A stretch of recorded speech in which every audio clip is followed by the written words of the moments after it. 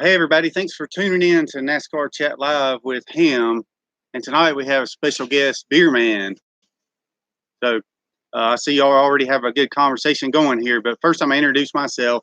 My name is David Hamm. I'm a 25-year NASCAR engine builder.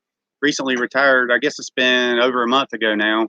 And was a 25-year engine builder and a 7-year NASCAR Jackman. And I'm owner of Hammscapes equipment. Maintenance, repairs, landscaping business. So check out my Hammscapes page on YouTube. And right here beside me is Beer Man, Scott Trevison. He was let's see, how many years? I think we got like 40 years between the two of us. Why is there a Lord have mercy? Lord have mercy. Yeah, we don't need that on there. Okay.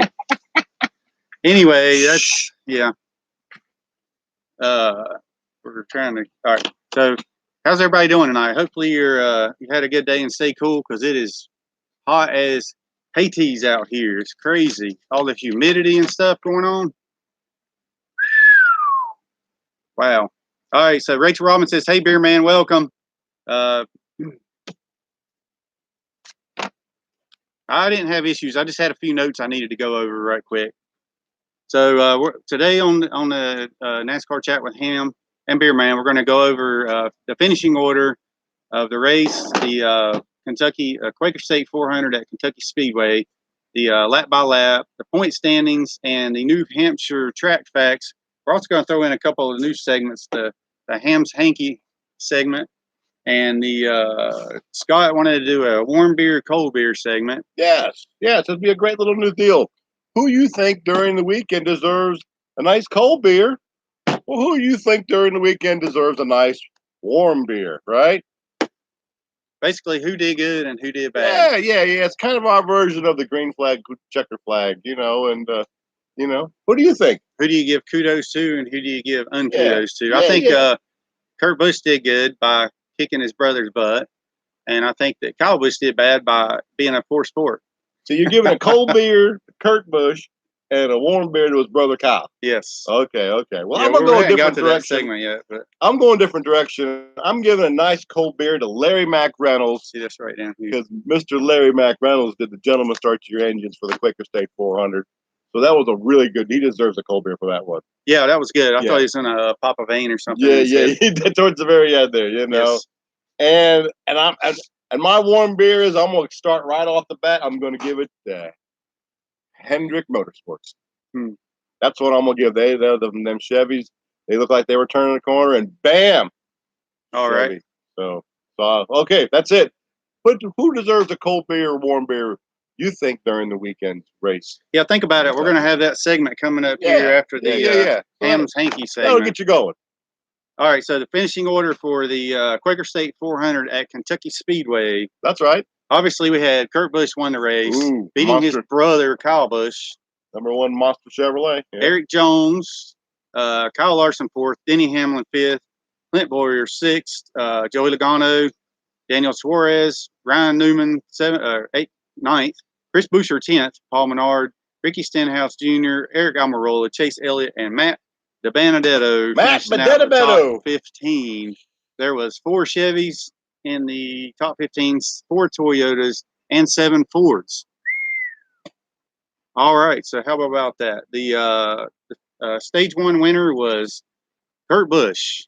The Stage 2 winner was Kyle Busch. And the Stage 3 winner, obviously, was Kurt Busch. So we'll get into that when I do the lap by lap. Did you watch the whole race, Scott? I watched the last, 3/4 last half of the race. Can I say one thing on that top 15? You know who stands out in my mind is Ryan Newman. We were in Daytona a couple of weeks ago, and ladies and gentlemen, we saw a lot of Oscar Mayer Wiener crew shirts with Ryan Newman. So it was pretty awesome. So I got to tell you, Ryan Newman's stock is going up in that Ford over there, Jack Roush. So he's doing something. He's making the team better over there where he is. And also, obviously, Kurt Busch is making the team better where he's at, because, Kurt now has won with 6 different teams and 9 different crew chiefs. Did you realize that? Who has? Kurt Busch has won with 6 different teams and 9 crew chiefs. That's amazing, dude. You just don't see that. So Kurt Busch, I hate to tell you, man, I love him. You know, and there's one other reason, because he's a Cubs fan too. I know. Kurt Busch is. Yeah, he's a big Cubs fan. All right, let's go. Back to you. Lap by lap, Suarez races out to the lead at the green flag. Yeah. Almirola, Harvick, Keselowski follow. Hey, you know what? What? That's amazing. That's amazing. That's amazing. That's what Suarez says. That's amazing. Or he used to say that. I haven't heard him say it in a while. Because we heard you and I say it all the time. Yeah, I guess so. Let's see. Lap 46, Chase Elliott has a flat right front tire, bringing out the caution. Lap 53, Kurt Busch takes the lead. Keselowski and Kyle Busch are battling for second. Lap 53, caution for Corey LaJoie's spin. Let's see. Landon Castle spun on lap 62. Green flag, Kurt Busch, Joey Logano for the lead. Stage 1 conclusion coming on lap 80. What are you going to say? Landon Castle's got nice hair. You know, I was surprised when I saw him. They were interviewing him. I was like, Landon Castle. Got nice hair. He does something. Yeah. He can do a man bun. Feller. Yeah. You didn't even notice I got my hair cut today. You know, you've been in Florida for 2 or 3 months. Baby, look at my tan. Is that look right? Look at that tan. Yeah. Look at that. Catching up with me. Catching up with me. Keep going. Come on. Keep going. Paul says he did not see the beer man when he was in Daytona, LOL. Well, we were there up in the grandstands in the 300 section. 333 we were in. Wow. Yeah. But, dude, Paul, that front was hanging over there off the grandstands, off of turn 4. It never really kind of moved in a little bit. I mean, 8 miles, dude. 8 miles is a long way for a lightning bolt. That's all I'm saying. So we're talking about Ryan Newman earlier. Ryan Newman, Oscar Mayer wieners. After starting at the rear, he worked his way up to 17th by lap 74. Yeah, there you go. It's pretty impressive. I mean, he's actually had some really good runs. Yes, he has. He's been finishing very well. Yep. Which is important, obviously. Yes. So lap 80, Kurt Busch wins stage 1. Joey Logano, Kyle Busch, Denny Hamlin, Eric Almirola complete the top 5. The pole sitter, Daniel Suarez, is 14th after leading 50 laps. So in that lap there, that caution, or that stage 1, Ricky Stenhouse Jr. did not pit, and Clint Boyer also, and so they are both in the lead. And then lap 109, penalty for Suarez, too fast entering pit road. A lot of pit road penalties. Yeah, that's what. And the next one was Chase Elliott at 130. You can't for uncontrolled tire. You cannot win a championship with pit road penalties. And you know who's getting a lot of those is Hamlin. You think? Yeah. NASCAR reviewed the uncontrolled tire penalty on Elliott and rescinded the call. They did, yes. Well, there's a computer now looking at the. It's not kind of like other things. Everything's gone to the computer now, and then the computer makes mistakes because the computer measures from how far the guy's hand is away from the tire. So there. It's not Jim Bob up there on the wall going, I think that was 6 inches. Nah, Louis, that was 4. Well, now the computer knows. Kyle Busch is lap 133. Kyle Busch just behind Brad Keselowski, attempting to lap him, but Keselowski prevents him from passing, and Busch has to slow significantly. Is that a little payback, maybe? Yes. A little bit. I don't think they like each other a lot. No. So Kyle Busch does pass Keselowski, as there are now just 15 cars on the lead lap. Yep. Lap 160, Kyle Busch wins stage 2. Eric Jones, Austin Dillon, Joey Logano, Clint Boyer complete the top 5. Lap 166, green flag, Clint Boyer and Kurt Busch, who did not pit, lead the field. Almirola, Byron, and then Kyle Busch follow. Does it not seem like Clint Boyer tends to run up front a lot? He just can't close the deal. You notice that? He just can't seem to close it. Yeah. You got some comments coming in. Yeah, we got some comments. Well, hello, Jenna. You know, it was really good to see y'all here. Y'all showed up about 30 minutes ago. Yeah. Jenna's in the house hanging out with Tracy. Paul's here. Rachel. I know Rachel. Them Busch boys are hard to get to know. I know. I mean, come on. Yep. So y'all be thinking about something. We're going to have a 10-minute question and answer session coming up here as soon as I get done with this rundown. Mostly in lap 180, most leaders stay out. Penalty on the number 4, Kevin Harvick, for uncontrolled tire. 185, a restart violation on the William Byron. And then William Byron was trying to argue he was pushed from behind by Eric Almirola, but the penalty stood. They were playing games. How about that? They were playing games. Look, they give you a sandbox to play in. You got to go when you got to go. Mm-hmm. And there was a lot of games. And then, he backed off and 20 cars shoved him forward. And So all right, so Kurt Busch takes the lead on lap 205. Hey, let me tell you something. I know I'm going to put my other Kurt Busch disclaimer on it, but that one car, it took off. Yeah. It took off on every restart. It did. I mean, that thing on the outside. So for some reason, he was hooked up. He was hooked up, and he wasn't going to give up. Yeah. He always said if he can get through his brother's bumper. So well, usually Joey, I got the fan blowing the wrong direction. Usually Joey was really good on the restarts, but that last restart did not help him at all. Hey, look, let's also say, man, if it wasn't for the 43 having the tire issue, I mean, the race was Joey's all the way. Yeah, I would say Joey would have definitely won that race. Quaker State is part of the Pennzoil family of brands now, so most of those Quaker State people were pulling for Joey. It was going to be a big, big win all around. I mean, but to get the end of the race, which we are getting to, go ahead. Yeah, Kurt Busch takes the lead. Clint Boyer is expected to come to pit road now on lap 205. The penalty to Martin Truex Jr. for too fast on pit road, which I was actually excited to see. Lap 233, Ryan Newman now leads. Among cars that have pitted, Ryan Newman. Kyle Busch leads currently in ninth of the cars that have pitted, actually. So lap 243, Ryan Newman, Daniel Suarez still in the lead, but still need to pit. Kyle Busch is seventh. His first car that has pitted, followed by Joey Logano. And we were wondering, was a caution going to come out? And I think of course, that's what Newman was hanging on for. Lap 247, Daniel Suarez comes to pit road from the lead. Joey Logano takes over first, followed by Kyle Busch. Lap 252, Joey Logano's lead over Kyle Busch is 1.4 seconds. So he was checked out. There goes our live audience, y'all. When Joey Logano got out front, he was checked out. 1.4 seconds ahead of Kyle Busch. And then so with 10 laps to go, it was Kyle Busch comes over the radio. Plow, plow, plow is the word over the radio. And Kyle Busch still holding second, shows not over yet. The team tells Busch nothing, noting there's traffic ahead.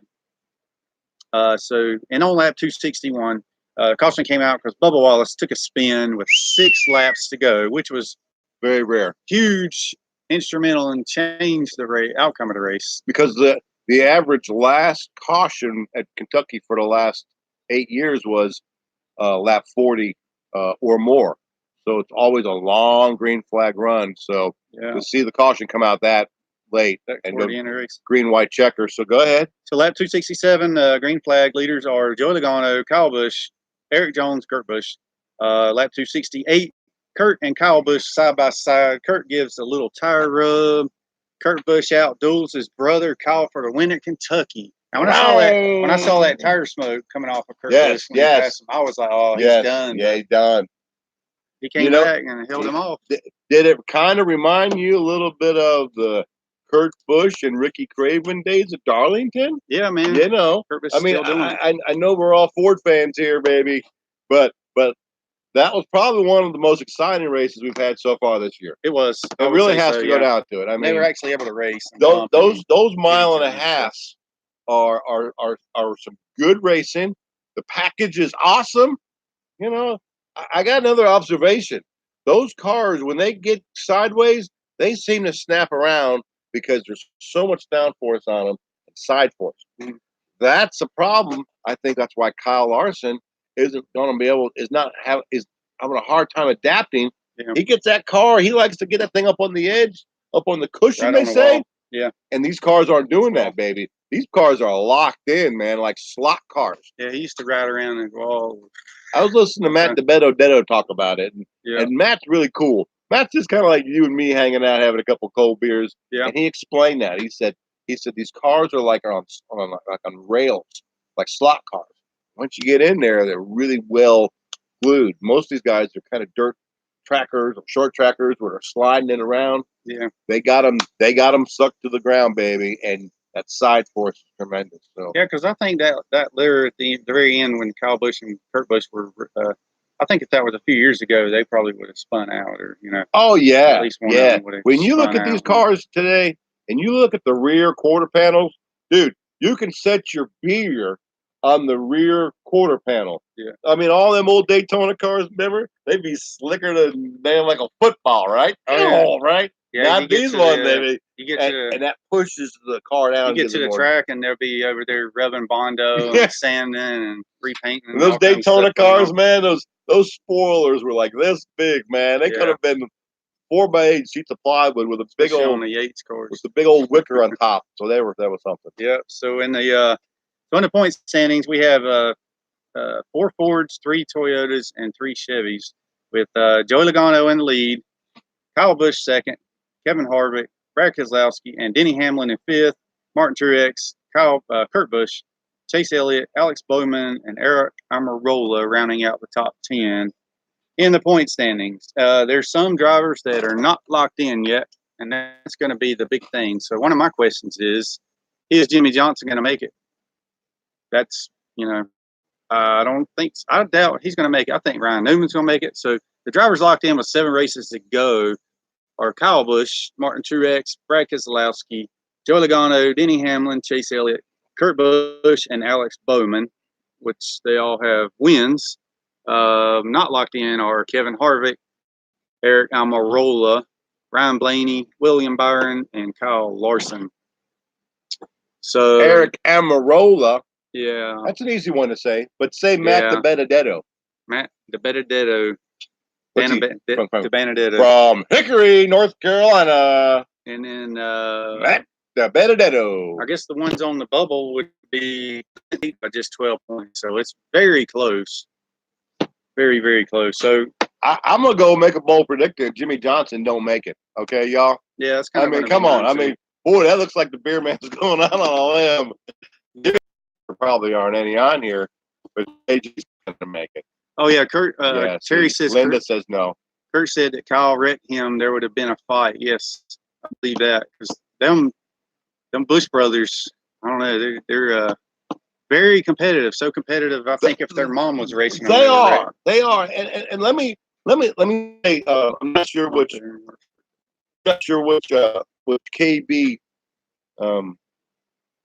Linda was talking about. Oh, okay. But we did a little unofficial survey when we were in Daytona.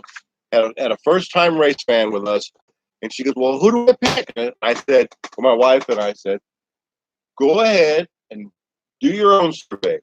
Pick out whoever's T-shirt you see the most." And you know what T-shirts they saw the most? Kyle Busch. And you know what I believe? Yeah. I'm believing that whole Earnhardt number 3 mentality fan. Yeah. Maybe never knew Earnhardt, but they liked Earnhardt because he won all the time. Yeah. It's an easy pick. Yeah. I see the same thing gravitating to the 18. I mean, call me blind, call me stupid. I'm just trying to tell you, but that's the way I saw it. And kind of that attitude that Earnhardt kind of had too. Like he was a tough customer, Look, it's been 20 years. God bless his soul, Dale Earnhardt Sr., but he's not here no more. And sooner or later, once we hit year 25, it's going to be even farther out. Go look at DEI; it's a ghost town over there. Yeah, you know. Rachel, I think what he's talking about is not necessarily in the.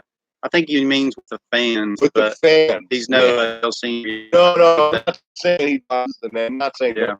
I'm comparing him to where we're with what we need, and I know this is painstaking, but when NASCAR was at its height, this is very important. Earnhardt Sr. was one of he wore the black hat, okay? And Kyle's been trying to go down that path. You know, he spun Junior out years ago at Richmond. You know, he's done a lot of questionable things.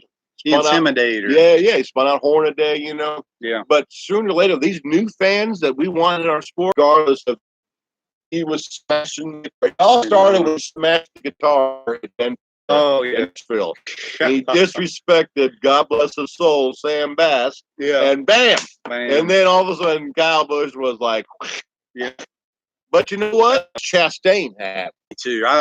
DW said Kyle Busch's name. He probably said Chastain 2 or 3, okay? Yeah.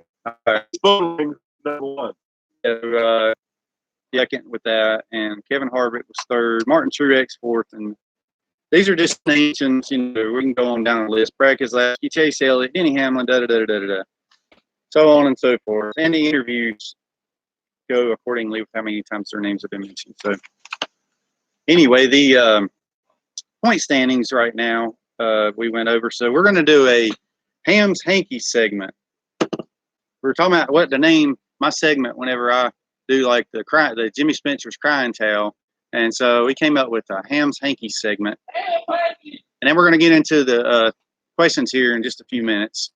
So if you have, but one of my mentions was about Kyle Busch's sportsmanship versus towards his brother, who just won the race, and Kyle looked like he had just gotten his favorite toy stolen and burned by his brother, I guess.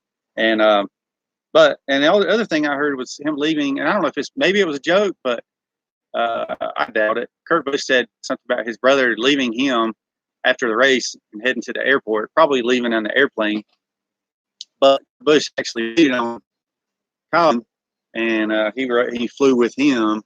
So, you know, he said, but it's all good because we're going to be going over to, we're going to be having a get together tomorrow for our day off, which would have been today. And he said, I'll just take the trophy and set it right there on the kitchen table, which I thought that was pretty funny. So, so Kurt's actually gotten more of a sense of humor about everything over the years, I would say. You know, he's calmed down quite a bit because when he drove for us, I can't tell you the names that I heard, even from his crew members. Because he won a championship for us back in which is unstable. I don't know why. So I don't know. Now we got 0 people watching. So I don't know what's going on. Something's up with our connection. Let me try to set my phone out here. I don't know that that's it. It's probably YouTube. They've been having issues. Really? Yeah, they had issues a while back. Buffering here too. Won't restart for me now. Me too. We got 2 on. Okay. It's getting there. 4 on. Here we go. Hey, I got a couple things. Let's give a shout out to Tyler Ankrum. You know, we had a first time winner in the Truck Series on Thursday night. Thursday night was an awesome race, and I want to say something about. There's been a lot of talk about midweek racing, and here we have a race on Thursday night, which is like, what is that, midweek? Wednesday, Thursday, right? And it was an awesome race. Tyler Ankrum did a great job, rookie. And so we had 2 back-to-back first-time winners, you know, right out of there because of Justin Haley. So that was awesome. And then the Xfinity race, the general was the man. Okay. And Cole Custer. All right, so we're all pulling for the 0-0 out of the Stewart-Haas racing in the Xfinities. My man gets out of the car, jumps up, pours. Is that his new thing? He pours 2 beers, and then he stumbles. See it, Google it. Falls off the car. So the Cole Custer. And while we're on the Xfinity, it's the big 3, right? It's Cole Custer, Christopher Bell, or better known as C. Bell, and then Tyler Reddick out of the Richard Childress stables. Okay, so you got Childress, Gibbs, and then obviously Cole Custer driving the Ford with Mr. Stewart-Haas racing over there. So they call them the big 3, but you really can't call them the big 3 because the big 3 was really from last year. So what do you call the Xfinity big 3? Any idea? Yes, Paul, I go to Stewart all the time. Uh-oh. No sound? We got any sound? Got what? Type answer, no sound. Oh, okay. Yep, I do. I do go to Stewart quite a bit. He must not have sound. I've got my other computer going over here. You can see over to the left. So now we'll be able to tell if we lose the stream. So my new term for the big 3 in the Xfinity series is we're going to call them the little big 3.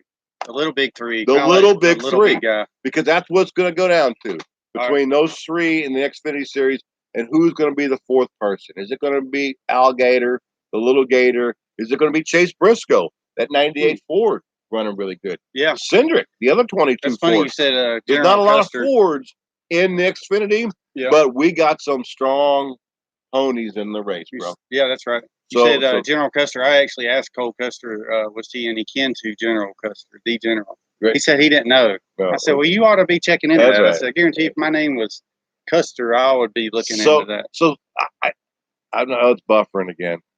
Oh, it says we have 6. Look over there. That's what we got. One of these days, I'm going to have a good internet signal. Right now, my internet is so slow, I'm having to use my cell phone to do the live stream. We need to rent a tower up here. Yeah, we just need to, maybe I could offer to put a tower on my property. Yeah, maybe. As long as it look like a tree. That's right. All right, so what's the, we're going to do a segment on questions and answers. All right. So y'all throw it at us, whatever you got a question about. Any questions? I guess you've kind of been doing that, but we're just going to, okay. I can hear, but just getting a lot of buffering. Okay. Yeah. I mean, let me see if I can cut out one thing. Cut Twitter out. I don't know why I had that going. You tweeting? No, I did earlier. I tweeted out the link. The fan. No, it's just bad signal. Now, if I put it on the internet, it would look even worse than that for sure. But it's probably the humidity. Yeah, maybe so. Maybe. Yep. Maybe not. Well, it's definitely better now that you've left. I got the fan blowing here. Yeah, that's it. Tell Tracy to open the window and point the thing out with her finger. Well, I'm not running off of the Wi-Fi. I'm running off of my phone. I'm running off of just my phone. See, now I don't know at what point it's getting too far away from the computer. On my TV. All right. I'm out. This is high-tech DHammiam technologies here. Yeah, I got like 2 bars on my phone here. And the world headquarters, Hampscapes. Yeah. Behind me is a 84? A 1984 Ford tractor.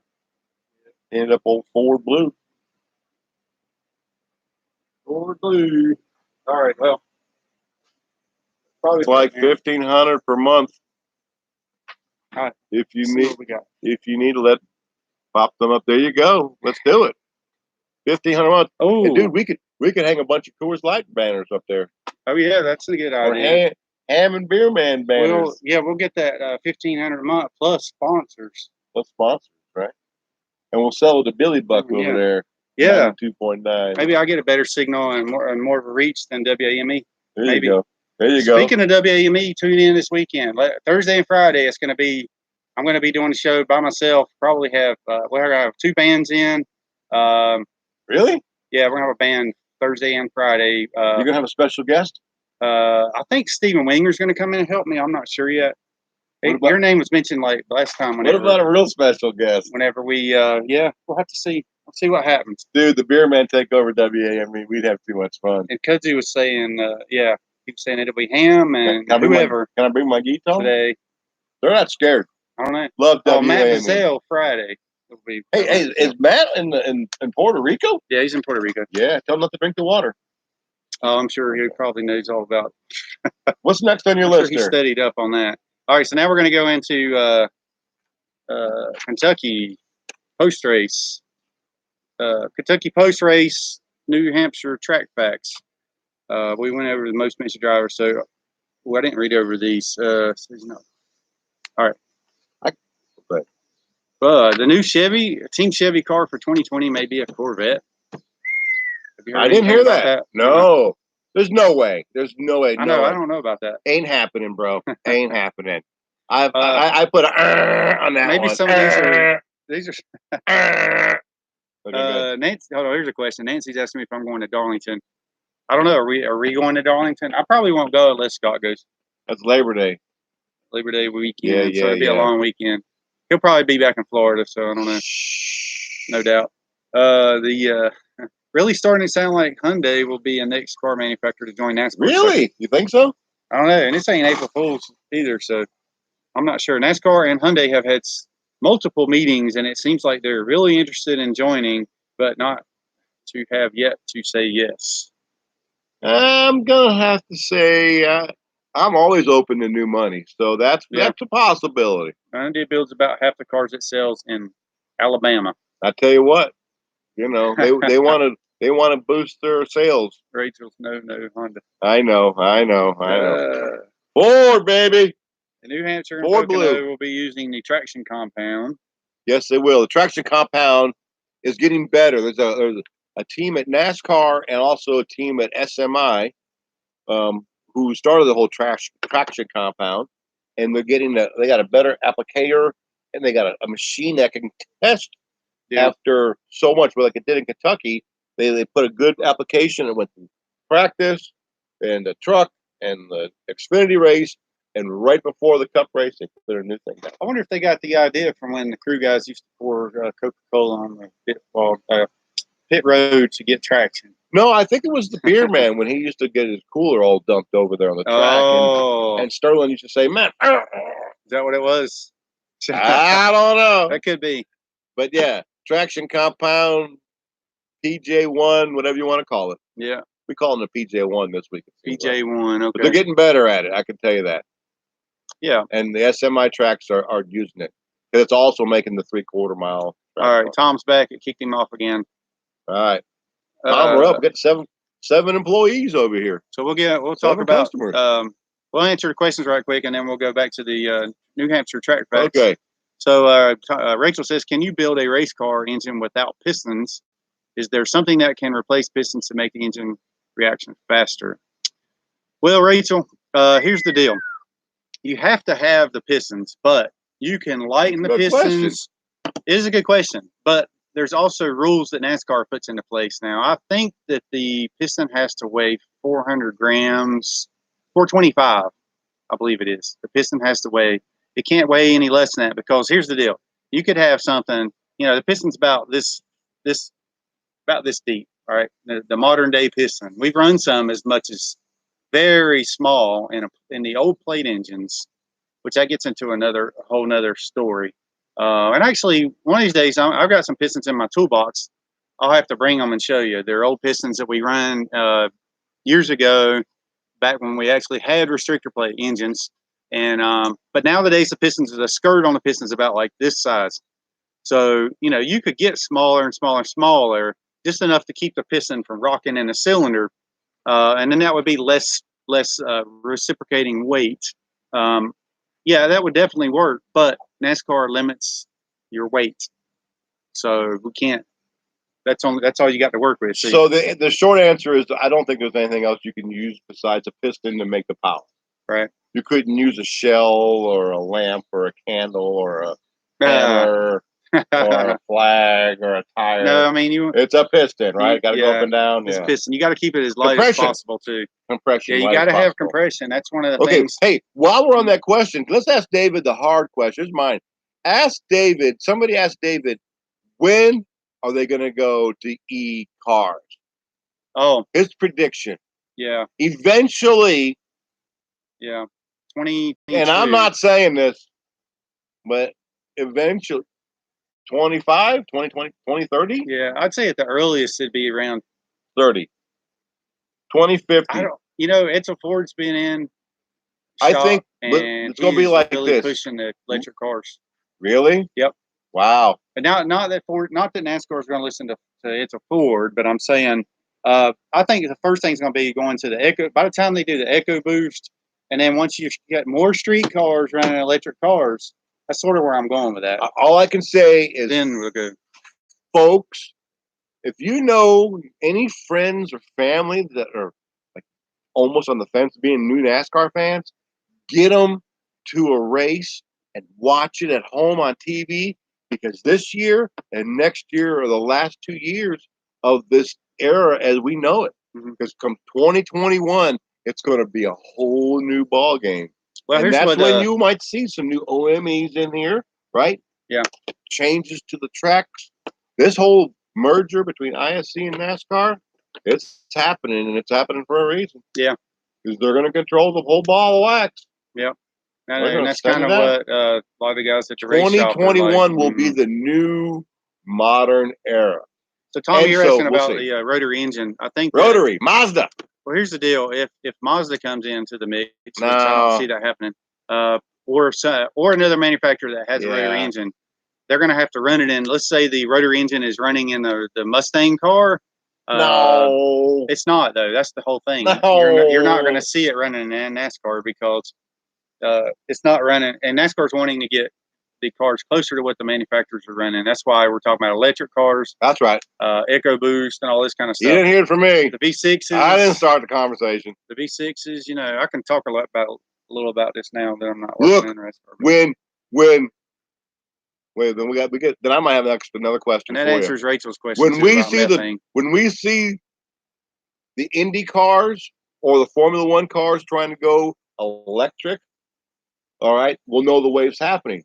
But that's not going to happen because there's already that E series, right? Mm-hmm. So it ain't going to happen there in the open wheel segment, right? Mm-hmm.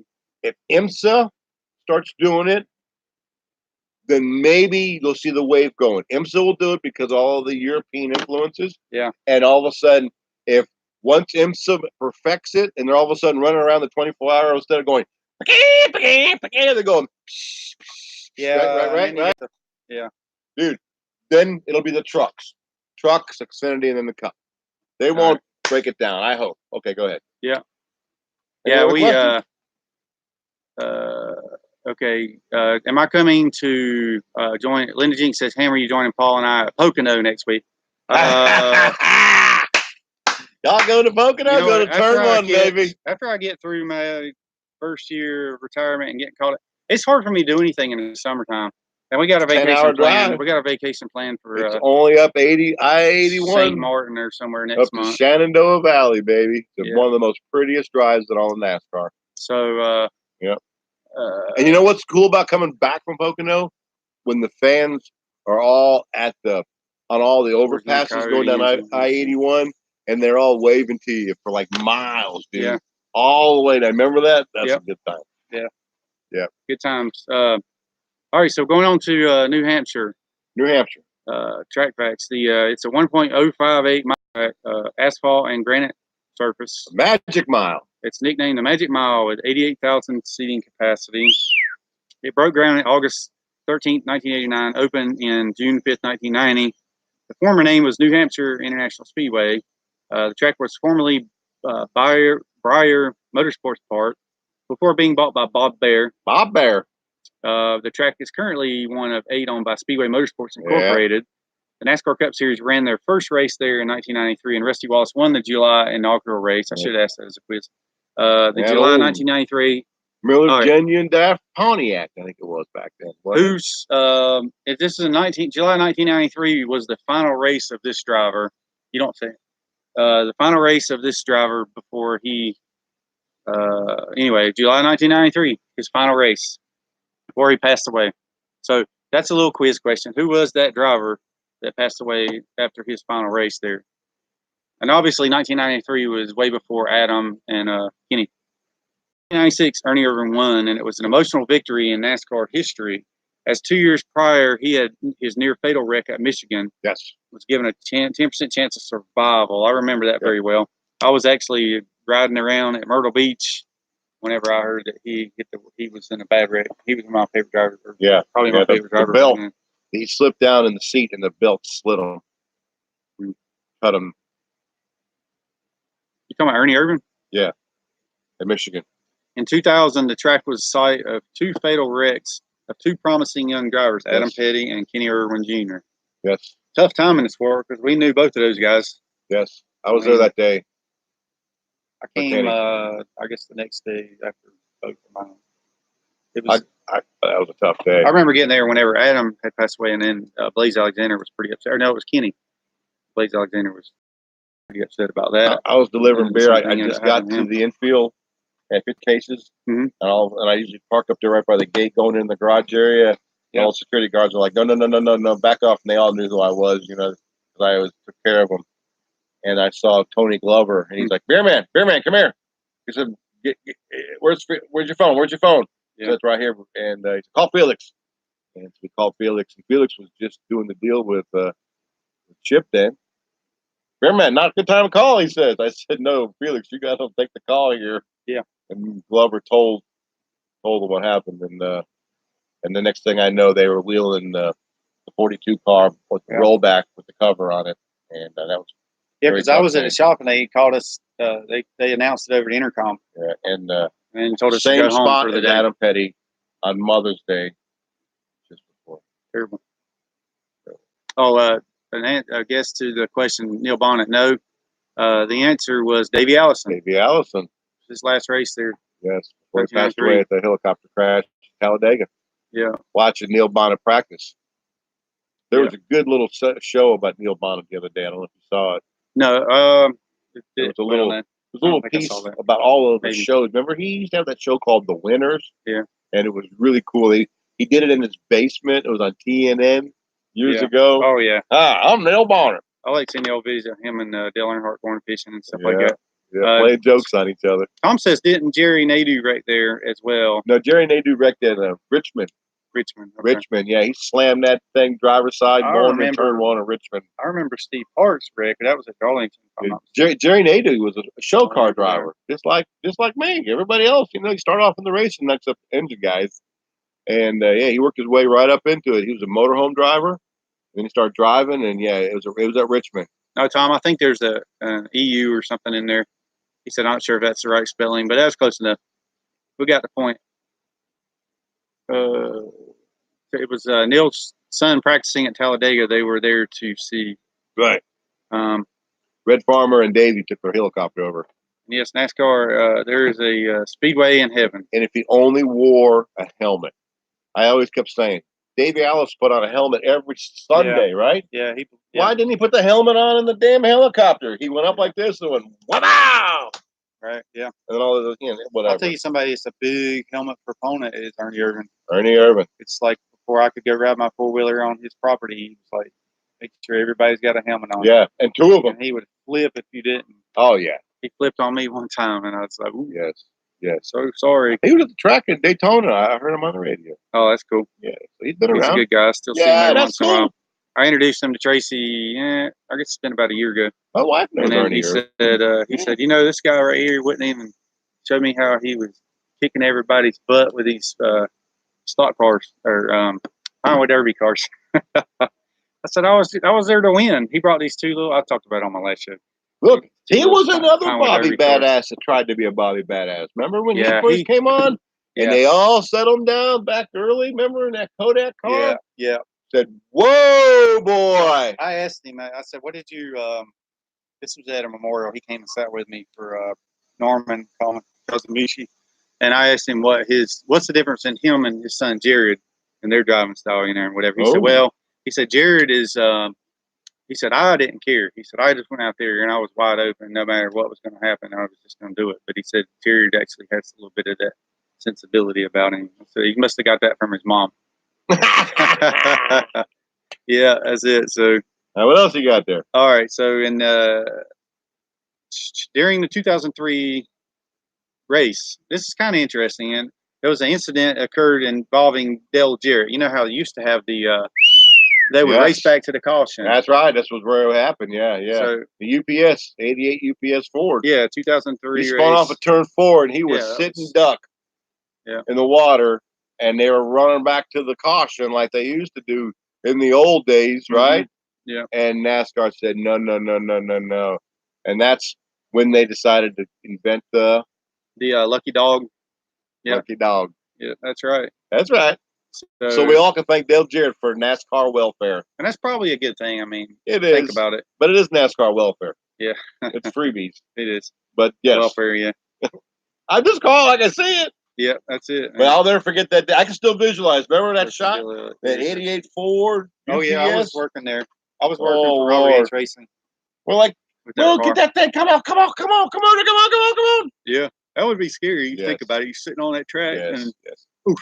All right, before the 2008 season, Speedway Motorsports Incorporated purchased New Hampshire Motor Speedway and other race-related assets from Bayer for $340 million. $340 million, and you're the owner of New Hampshire Motor Speedway. One of the assets included a 50% in North Wilkesboro. Oh, that's right. The other 50% was owned by Bruton Smith.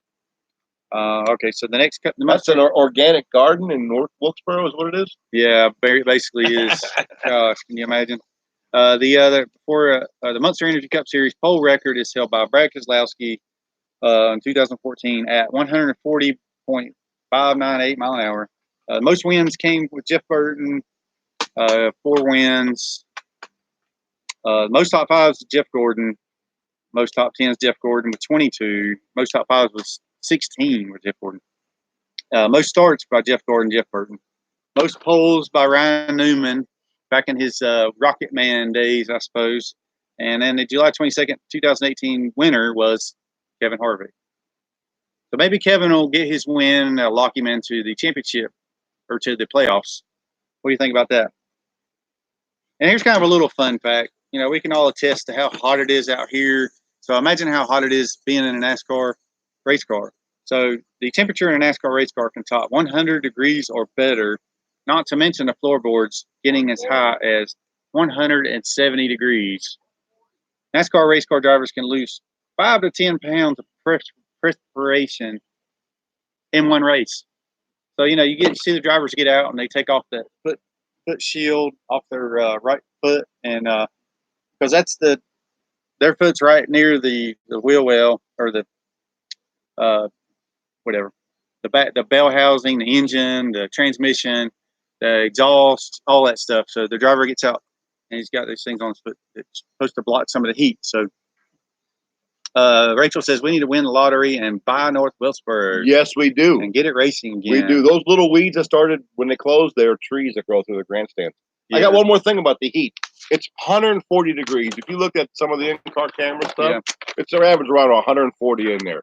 What's 140 degrees? I don't care where you are in the country. It's hot.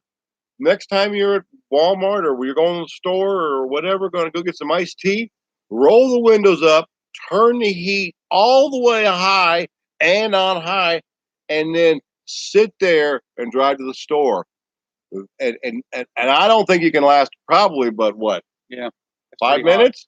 It's hot. Yeah. And that's not even close to 140. Okay. You'll probably lose a pound or two. And you'll probably lose a pound or two. And you say, damn, now I know what Tony Stewart had to do. Yeah, so you know the drivers, they before the race. Now a lot of them would go out drinking beer and all this kind of stuff the day before the race, and then it's just like, yeah, you lose a lot of weight. Yeah, a lot of water weight. So yes, very, very hot.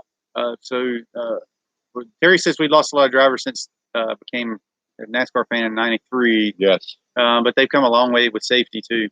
A long way. Softball. Yes, one of the Terry's awesome. Yeah, Terry's a race fan to the core. We all know. Mm-hmm. I mean, when we lost Dale Senior, we lost Neil Bonnet, we lost Tony Roper, we lost Kenny Irwin, and we lost Adam Petty. Those 5 right there. Mm-hmm. A lot of people don't remember Tony Roper. He died in a truck race in Texas, and then also Clifford Allison. Right? He was at Michigan. The seat broke loose. Russell Phillips. That was ARCA or Sportsman. Yes. And then we lost Blaze Alexander. So what's happening? The seats are coming loose. They totally reconfigured. And I think that's where Randy LaJoie came in. And the safety, you look at them now, you've seen them, they're like cockpits in there. They're Kenny Irwin. We were talking about him earlier. Yes. Alan Kowicki. Of course, he died in a plane crash. Yes, plane crash. Same with Davey did. But yeah, we lost a lot of them. And then that's when safety became, Gary Nelson left the team side. He went to NASCAR and started, kind of started the car of tomorrow and that whole crazy year. But it's all kind of changed and become a better. Well, and he was a very good cheater. So one of the reasons for having the rules is for safety.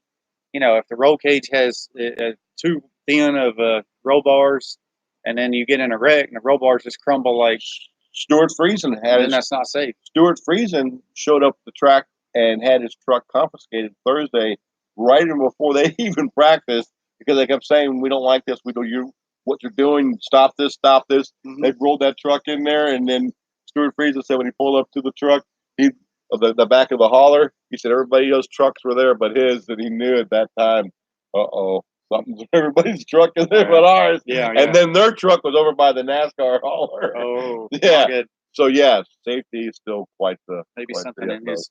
Who knows? Good stuff. I mean, you can push the envelope, so to speak, but Yeah. I got a couple more things here, real quick. Yeah, let's go. You still got a couple people here? Yeah, man. Yeah. Okay. So we talked about the little big 3 in Xfinity, but there's something else that happened this week, and it was really something I didn't realize. I heard it earlier today and did some research, and there were a lot of firsts.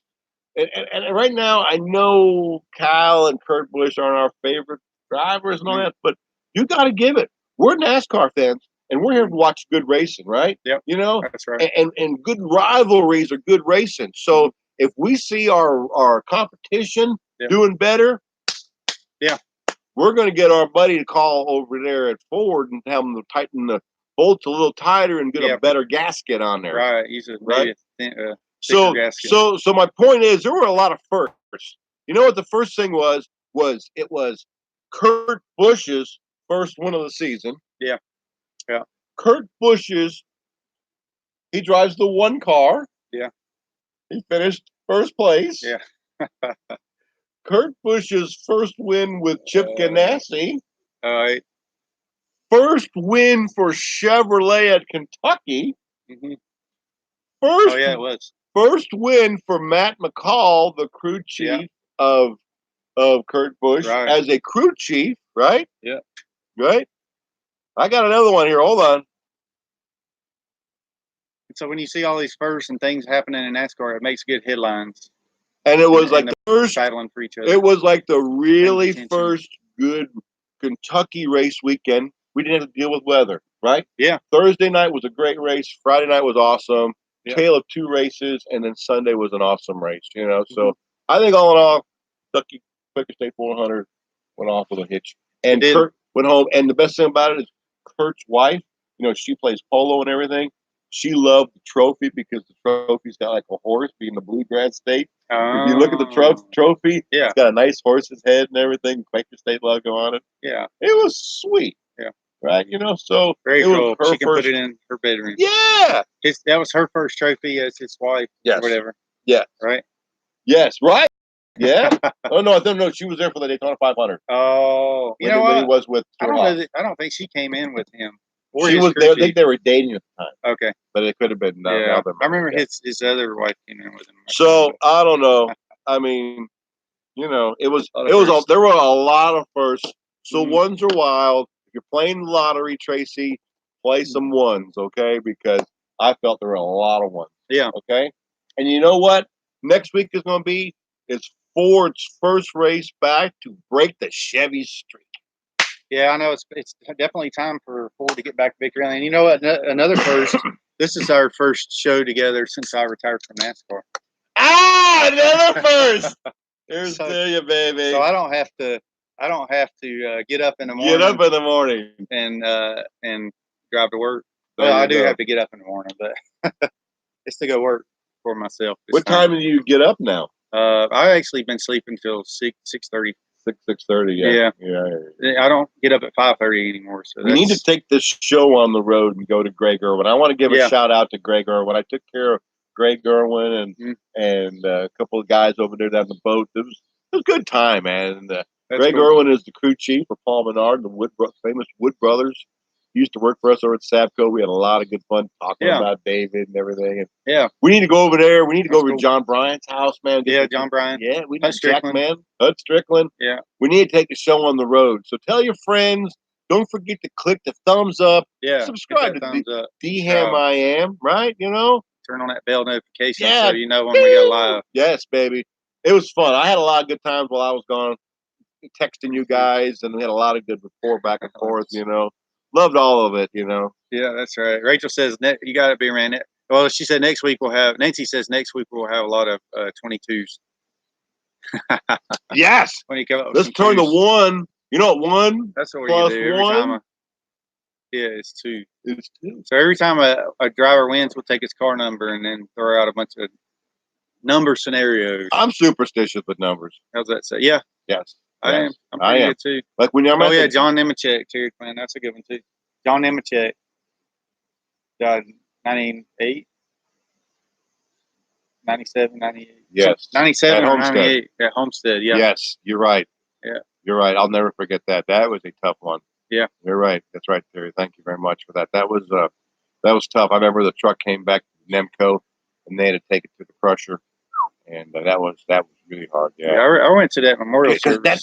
That track at the time was like Indy, all right? It was like a rectangle, and the turn at Homestead was you went down in the corner, and it was like a whoop, and you went that way. It was Indy with a bank. His head hit the wall. Yeah.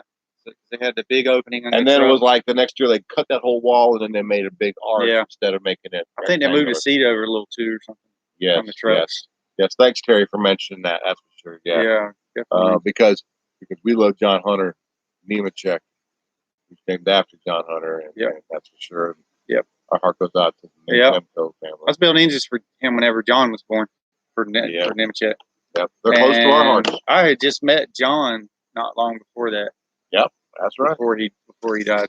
That's right. So, thanks for tuning in, and don't forget to hit that thumbs up. And that's right. I'll tell you what'd be cool is you all can join me whenever I'm on the radio Thursday and Friday. That's right. I'll be on there from 4 to 6, and come on and show me some love on the Facebooks. Facebook Live. I'll go on the Facebook Live. It'll be on WAME Chillbillies page. Can I bring my guitar? Maybe.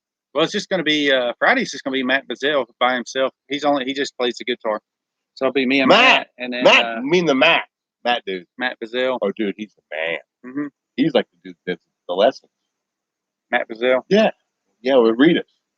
Oh, okay. Yeah. Him and John. He knows the beer, man. Okay. All right, we've had him at Roots Outdoors NC one time. He sends me messages. He sends me his videos all the time. Bryce is taking out there playing guitar. Bryce Reese is taking guitar lessons for Matt. We had Bryce in last Thursday. Yeah. Dude, they would all. Friday. Dude, if I come on the show, they wouldn't know I'm back, right? Yeah. Right. Surprises. They'll be like, "Holy crap, Bearman's back in town." Yeah, maybe so. Maybe, or they might be. Holy crap! No, I'm just kidding.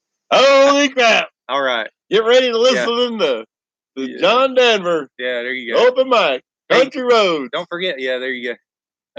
Don't forget to check out my other channel, Hamscapes channel, because I'm going to be posting videos. Like I just did pulled the diesel pump off of this tractor, and I got all kinds of projects going on. So I'll be putting stuff on there. I posted one yesterday on how to repair your steering on a lawnmower. It's just Hamscapes with 2 M's. And but thanks everybody for tuning in. Rachel, Linda, Nancy, Tom, Jana, Tracy, Nancy. I was trying to think who else we had on here. Yeah, Linda Jinx. We had we still got 8 over here, bro. Yeah. What a good time. We got Lance Bartowski, Terry Quinn, Richard Rodman. We'll see y'all Monday after New Hampshire. Linda Jinx, all of our friends. I got a lot of good stories. If you go up to New Hampshire, go hang out the Naswalk. Go see our girlfriend, Cynthia. All right. Good night, everybody. Love you, mean it. Hugs and kisses. Bye, honey.